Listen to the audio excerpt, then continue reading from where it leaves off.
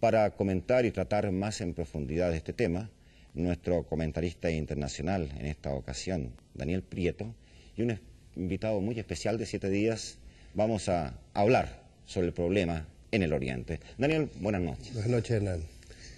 Hoy día nos vamos a centrar en el este de Asia, porque es un mundo de un extraordinario desarrollo y de una gran proyección. Y dentro del este de Asia nos vamos a centrar en China y su relación con los países vecinos y su proyección en el futuro del desarrollo mundial.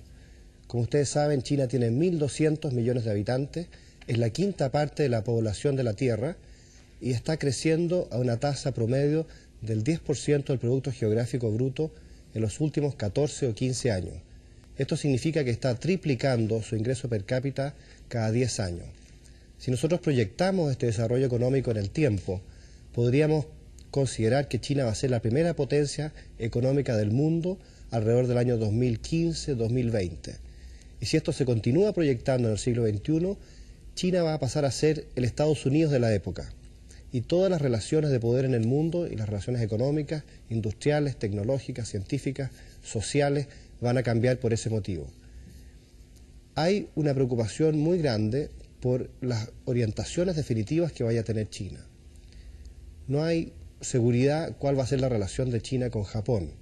En el pasado, en el año 1931, Japón invadió China y continuó en un conflicto con Chiang Kai-shek, que era el presidente de la época del gobierno nacionalista del Kuomintang, y después contra Mao Zedong, el gobierno comunista, después de los cuales estos dos colosos, Chiang Kai-shek y Mao Zedong, lucharon entre sí en la Guerra Civil China entre el año 1945 y 1949, hasta que Mao Zedong, o Mao Zedong como se le llama ahora, logró expulsar a Chiang Kai-shek, que se refugió en la isla de Taiwán con su ejército y los familiares de este ejército.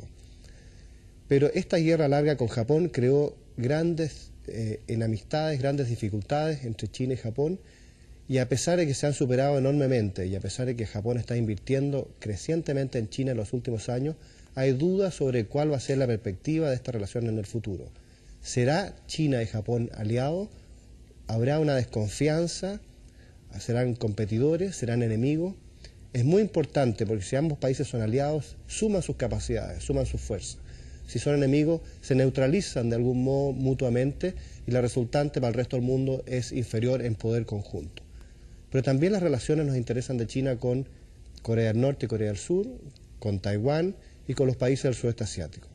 Y para hablar sobre todos estos temas tenemos hoy día a un especialista que es el doctor en Relaciones Internacionales Manfred Wilhelmi, quien fue además profesor mío en el Magíster en Relaciones Internacionales en el Instituto de Ciencia Política de la Universidad Católica, y para mí es un honor tenerlo con nosotros acá esta noche. ¿Cómo estás, Manfred? Muy bien, Daniel, muy interesado en el tema que se nos ha propuesto. Manfred se ha especializado en el este de Asia, se ha especializado en el sudeste asiático y desde luego tiene un gran interés en China porque China es un eje central en esta relación. Y la primera pregunta que le quería hacer yo a Manfred es la siguiente. Tú que eres especialista en el sudeste asiático, sabes muy bien que hay una serie de antiguas colonias chinas en Indonesia, en Filipinas, en Tailandia, en Malasia, y que de algún modo ellos tienen una cierta nostalgia por la madre patria, la China que ahora, con esta liberalización de sus políticas, con este alejamiento del comunismo ortodoxo, con esta apertura a las economías de mercado y este gran desarrollo económico producto de las inversiones internacionales en China continental, está generando este espectacular desarrollo. Y cada una de estas colonias chinas en Tailandia, en Malasia, en Indonesia, han sido claves también para el desarrollo de cada uno de esos países. ¿Cómo ves tú la relación de cada una de estas colonias como élites de cada uno de estos países con China actualmente y su perspectiva en el futuro? Esta es una relación de enorme importancia. El factor que tú has señalado es un factor que es realmente muy gravitante en el desarrollo contemporáneo de la República Popular China. Lo que tú has llamado colonias de los países del sudeste asiático constituyen porcentajes variables de la población de cada uno de estos países. Por ejemplo, en el caso de Malasia son alrededor del 30% de una población de 18 o 19 millones. En Indonesia son tal vez 2, 3 o 4%, en más alto de los escenarios de la población, pero tienen una pujanza económica enorme y tienen una vinculación que se mantiene activa a través de las generaciones con su madre patria China.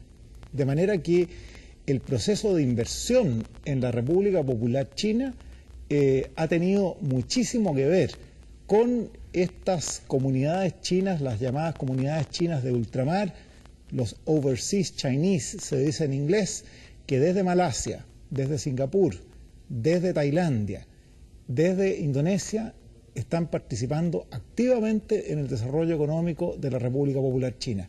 Pero no solo por razones, digamos, de nostalgia, sino que por razones de rentabilidad. Digamos que si por ejemplo el costo de la mano de obra en Malasia es de 10, en China es de 1, por hacer una comparación gruesa. Y de ahí el interés de invertir en China, en la madre patria, ¿no? Por supuesto, de manera que si se trata de rubros que son intensivos en el uso de mano de obra, el negocio es muy bueno. Y quienes tienen una ventaja comparativa en la transacción económica al interior de China son quienes dominan el idioma, conocen las costumbres, saben cómo tratar con las autoridades locales. Esto es absolutamente clave. El tema de la autoridad local versus la autoridad central, que muchas veces es muy lejana y que tiene un control muy imperfecto de la situación. La autoridad local es la que puede abrir las puertas al éxito o al fracaso de un negocio. Porque no debemos olvidar que aquí hay un capitalismo, y un capitalismo en cierto modo salvaje, pero dentro de un esquema de gobierno que sigue siendo extraordinariamente intervencionista, que es el de un gobierno regido por el Partido Comunista. Manfred, Daniel, interesa mucho, parece, a Occidente, China. Son 1.200 millones, decías tú, Daniel. Pero, ¿por qué interesa tanto China? ¿Por qué se la pretende incorporar de una u otra manera a la vida occidental económica? Y no se pretende hacer lo mismo, o ayudar, o estar en la importancia económica con India, que son 890, 900 millones de habitantes. ¿Por qué se elige un país o una zona y se descarta la otra? ¿Cuál sería la explicación? Porque Estados Unidos rige a Occidente. ¿Por qué? Aparentemente India no está dentro de los planes económicos. Yo diría que sí está. Lo que pasa es que, como decía Daniel, los chinos comenzaron con este proceso desde fines de la década del 70. Mucho antes de la perestroika de Gorbachev, ellos ya estaban hablando de reforma económica y Deng en un momento dado dice que hacerse rico es glorioso y que la falta de desarrollo económico no es socialista, que el verdadero socialismo es en definitiva una especie de socialismo a mercado. Y hoy día tenemos a China como una especie de gran economía mixta, con un sector que pierde muchísimo, moribundo según algunos, pero la línea de la vieja guardia lo está defendiendo, que es el sector estatal, y un sector sobre todo en las regiones costeras donde impera el llamado capitalismo salvaje. India con el primer ministro Rao ha entrado mucho más tarde, recién hace pocos años, pero India tiene una gran ventaja. India tiene un sistema administrativo y legal donde hay un proceso de desregulación en marcha, pero ventaja, Manfred. Ventaja, una gran ventaja. ¿Dije desventaja?